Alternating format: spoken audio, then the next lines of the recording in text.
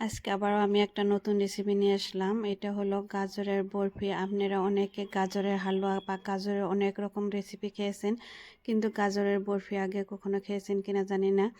এইভাবে গাজরের বরফি বানায় দেখবেন, একদম পারফেক্ট হবো। তার জন্য নিয়ে নিয়েছি গাজর, 3টা নারকেলটা আমি গার্নিশিংয়ের জন্য নিয়েছি পরিমাণ মতো চিনি, ঘি, 2 প্যাকেট গুঁড়া দুধ, আর নিচে আমি 1 লিটার গাখির জাল করে ঘন করে 1 পোয়া করে নিছি। আর এটা কীরকম করে বানায় আপনারা প্রসেসটা দেখুন, ফুল ভিডিওটা দেখবেন, ভিডিওটা স্কিপ না করে। এরকম করে আপনারা গাজরের বরফি বানিয়ে খায় দেখবেন, মানে বানাবেন, একদম পারফেক্ট হবো। পারফেক্ট একটা রেসিপি আপনাদের সাথে শেয়ার করলাম। তার জন্য ফার্স্ট আমি গাজরগুলো এরকম সিদ্ধ করে নিব। গাজরের বরফি বানানোর জন্য গাজর ফার্স্ট সিদ্ধ করে নেবেন আপনারা। এটা গ্রেট করে নিলে হবো না, গ্রেট করে নিলে হালুয়া হয়ে যাব। তারপর সিদ্ধ করে নামায় নিয়ে ঠান্ডা হওয়ার পর গাজরগুলো এরকম করে টুকরো টুকরো করে কেটে নিয়ে ওগুলো গ্রাইন্ডার জারে আমি এগুলো পেস্ট করে নিব। পেস্ট করে নেওয়ার পর আমি কি করি প্রসেসটা ফুল দেখবেন, দেখলে আপনারা বুঝতে পারবেন। আর দেখেন আমার পেস্ট করা হয়ে গেছে। এখন একটা ফ্রাই প্যান গরম করে ওখানে ঘি দিয়ে দিলাম 1 চামচের মতো। আর এই ঘন করে জাল করে রাখা গাখিরটা ওইটা দিয়ে দিলাম। দিয়ে ওখানে ওই দুধটাতে আমি এখন দিয়ে দিব গাজরের পেস্ট, যেটা আমি গাজর সিদ্ধ করে পেস্ট করে রাখছি, ওই পেস্টটা দিয়ে দিলাম। আপনারা একবার হলেও বাড়িতে এইভাবে গাজরের বরফি ট্রাই করবেন। আর খেতে বুঝতে পারবেন না যে এটা গাজরের বরফি নাকি অন্য কিছুর বরফি, একদম বুঝতে পারবেন না। অনেক টেস্ট হয়, এটা অসাধারণ একটা টেস্ট হয়। আপনারা এভাবে রেসিপিটা বা আমার রেসিপিটা ফলো করে একবার হলো বাড়িতে বানিয়ে খায় দেখবেন। দেখুন এগুলো আমি সবগুলো মিক্স করে দিলাম। মিক্স করে দেওয়ার পরে এটা লাহে লাহে এখন জাল করার পালা। আর অন্য কী কী ইনগ্রেডিয়েন্টস এখানে দিয়েই আপনারা দেখতে থাকুন। আর চাইলে আপনারা এটাতে একটু ইলাচি পাউডার ব্যবহার করতে পারেন, কারণ ইলাচি পাউডারে ভালো একটা ফ্লেভার দেয়। আর দেখেন আমার গাজরটা যখন পুরা গাজর মানে দুধটা যখন পুরো বয়েল হয়ে গেছে, তখন আমি দিয়ে দিলাম পরিমাণ মতো চিনি। আপনারা যে যেরকম মিষ্টি খান ওই রকম চিনি দিয়ে দিবেন।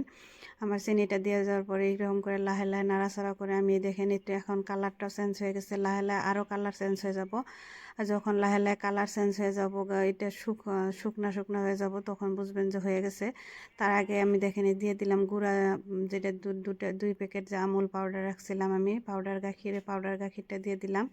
পাউডার গাখিরটা দিয়ে আপনারা কিন্তু ভালো করে মিক্স করে নেবেন, কারণ পাউডার গাখির দেওয়ার লগে লগে গোটা গোটা গোটা হয়ে যায়। এই গোটা গোটা যাতে না হয় তার জন্য পুরো ভালো করে লাড়াচাড়ে মিক্স করে নেবেন, যতক্ষণ পর্যন্ত গোটা ভাবটা না থাকে, মানে মিক্স না হয়, ততক্ষণ পর্যন্ত আপনারা এইভাবে একেরাহে নাড়াচাড়া করে করে নেবেন। আর এই গাজরের বরফি বানানোর জন্য আপনারা কিন্তু এইরকম করে নাড়াচাড়া করে বানাবেন, কারণ না হলে নিচে লেগে যাব, আর তখন টেস্টটা অন্য হয়ে যাব। আর দেখেন আমার এই যে পুরা পাউডার গাখিরটা মিক্স হয়ে গেছে। আর দেখেন এখন এই যে দেখেন পুরা ফ্রাই প্যানের থেকে গাজরের যেটা আমি পেস্টটা দিয়ে যে গাখিরটা জাল করলাম, দেখেন এই যে ছেড়ে ছেড়ে গেছে, কোনো লাগে নাই, একদম সেপারেট হয়ে যায়। এটা আরও একটু ঘন করে দিব। তার আগে আমি একটু দিয়ে দিলাম 1 চামচ আবারও ঘি। এই লাস্টে এই ঘিটা দিয়ে দিলাম, কারণ বরফির ফ্লেভারটাও ভালো আসবে, আর বরফিটা একদম সফট সফট হওয়ার মানে সফট হব। আর পুরা ঘির যে একটা ভালো ফ্লেভার ওইটাও দিব। এখন দেখেন এই যে আমার বরফিটা অলমোস্ট হয়ে গেছে। এ দেখেন পুরা পাত্র থেকে ছেড়ে গেছে, আপনারা ভিডিওটা দেখলেই বুঝতে পারছেন। আর একটু আমি জাল করব, জাল করে এটা আমি নামিয়ে ঠান্ডা করে নিব। ঠান্ডা করে নিয়ে তারপর আমি ফ্রিজে রেখে দিব। আর আপনারা দেখে নিশ্চয়ই বুঝতে পারছেন যে এটা আমি কোন পরিমাণে শুকায় নিছি। দেখেন একদম ড্রাই ড্রাই এরকম করে আপনারা শুকায় নেবেন। আপনারা দেখে নিশ্চয় বুঝতেই পারছেন যে এই হালুয়া না সরি বরফি, গাজরের হালুয়া অন্য রকমের হয়, বরফি অন্য রকমের হয়।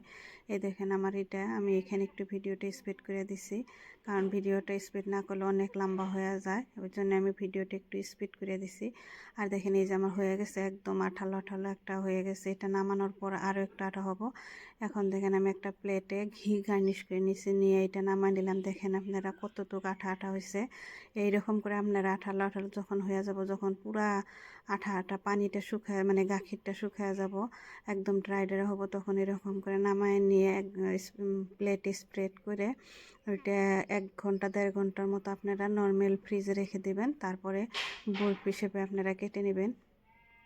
আর আমি এখানে যে নারিকেলটা দেখাই নিয়েছিলাম, ওই নারিকেলটা আমি গার্নিশিংয়ের জন্য ব্যবহার করব।